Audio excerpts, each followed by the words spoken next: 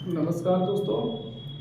बात कर रहे हैं उसी श्रृंखला में जिस श्रृंखला में 12th ज्योग्राफी के जो मोस्ट इम्पोर्टेंट पर्सन है उन पर्सनों को अपन लेके चल रहे हैं आगे। और इससे पहले भी काफ़ी सारी वीडियो को कवर की जा चुकी है और महत्वपूर्ण जो पर्सन है उन्हीं को लेके हम आगे बढ़ रहे हैं। तो उन्हीं पर्सनों की श्रृंखला में आज इस श्रृंखला को भी लेके आए हैं। तो दोस्तों, कैसी पढ़ाई चल रही है आपकी? आशा करता हूँ अच्छी चल रही होगी। परीक्षा नज़दीक आ गई है और हम बात करने वाले हैं कक्षा 12 भूगोल, जिसमें बात कर रहे हैं भारत लोक अर्थव्यवस्था के बारे में। और इसमें हम देख रहे हैं अध्याय 11 का एक पर्सन है और यहीं से इसकी शुरुआत करते हैं और देख लेते हैं कौन सा पर्सन है जो। और एक चीज़ याद रखना दोस्तों, महत्वपूर्ण पर्सनों की बात कर रहे हैं और जो भी दोस्त इस वीडियो को देख रहे हैं वो कृपया वीडियो को पूरी देखें और देखने के बाद वीडियो को लाइक करें, चैनल को सब्सक्राइब करें और दोस्तों के साथ शेयर करना भी ना भूलें। क्योंकि ये मोस्ट इंपोर्टेंट पर्सनों की श्रृंखला चलाई जा रही है तो अधिकतर पर्सन वार्षिक परीक्षा में यही से देखने को मिल जाएंगे।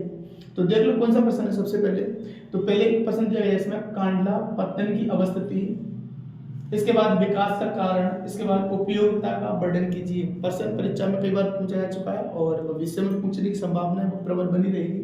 यानी कि ये कांडला बंदरगाह के बारे में पूछ रहा है कि कांडला बंदरगाह कहाँ स्थित है और इसके विकास का कारण है वो क्या था और इसकी उपयोगिता थी वो उपयोगिता इसकी क्या है। तो सबसे पहले ये मानचित्र आपको दिख रहा होगा, मैं बता देता हूँ। कांडला बंदरगाह ये गुजरात में स्थित है और गुजरात में ये कच्छ की खाड़ी के मुहाने पर स्थित है। कहाँ स्थित है? कच्छ की खाड़ी के मुहाने पर। और कभी कभार इस बंदरगाह की जो स्थिति है वो मानचित्र में पूछ ली जाती है कि कांडला बंदरगाह को विश्व भारत के मानचित्र में है वो दर्शाइए।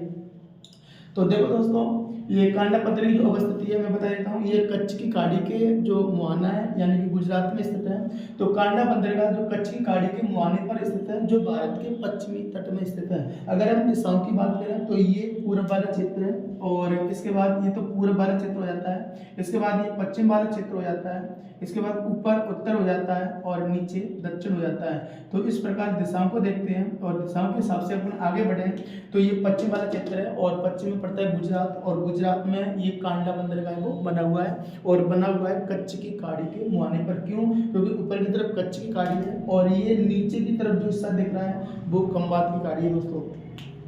तो कांडला बंदरगाह कच्छ की खाड़ी के मुहाने पर स्थित है जो भारत के पश्चिम में है। विकास का कारण, इसका विकास हुआ क्यों था तो मैं बता देता हूँ। कांडला बंदरगाह का जो विकास हुआ था वो पश्चिमी और उत्तरी पश्चिमी जितने भी भूभाग हैं उनकी जरूरतों को पूरा करने के लिए, दूसरा मुंबई बंदरगाह के दबाव को कम करने के लिए और तीसरा कराची पत्तन के विकल्प के रूप में इसका जो विकास है वो किया गया है। कैसे?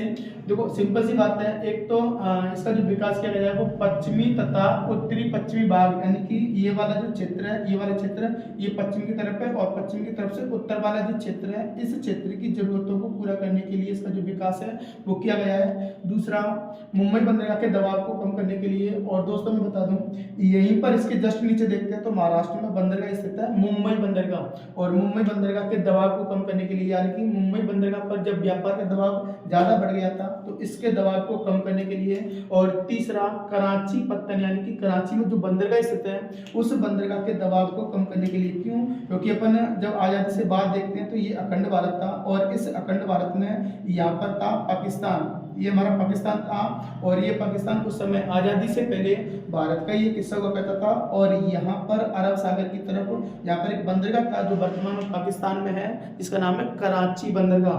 तो ये कराची बंदरगाह जब पाकिस्तान भारत से अलग हो गया था तो कराची बंदरगाह पाकिस्तान में चला गया था। तो कराची बंदरगाह पाकिस्तान में चला गया था तो हमारे पास उत्तर पश्चिम भाग जो भारत के थे उनके सामान की आवाजाही के लिए यानी कि आयात निर्यात के लिए कोई विकल्प नहीं बचा था। तो उसके विकल्प के रूप में यानी कि कराची बंदरगाह के विकल्प के रूप में हमने कांडला बंदरगाह का विकास है वो किया है।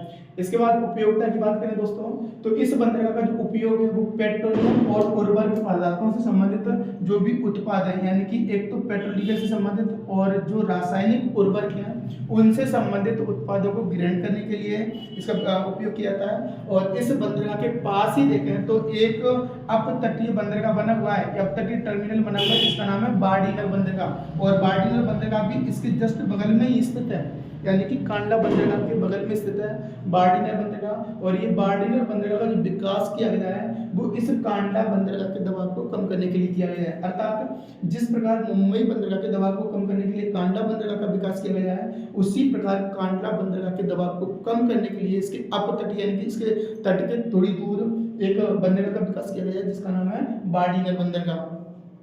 तो दोस्तों ये पर्सन इंपॉर्टेंट पर्सन है और बार बार आता भी है परीक्षा में, और इस बार भी यानी कि 2022-23 के हिसाब से भी काफ़ी महत्वपूर्ण पर्सन है।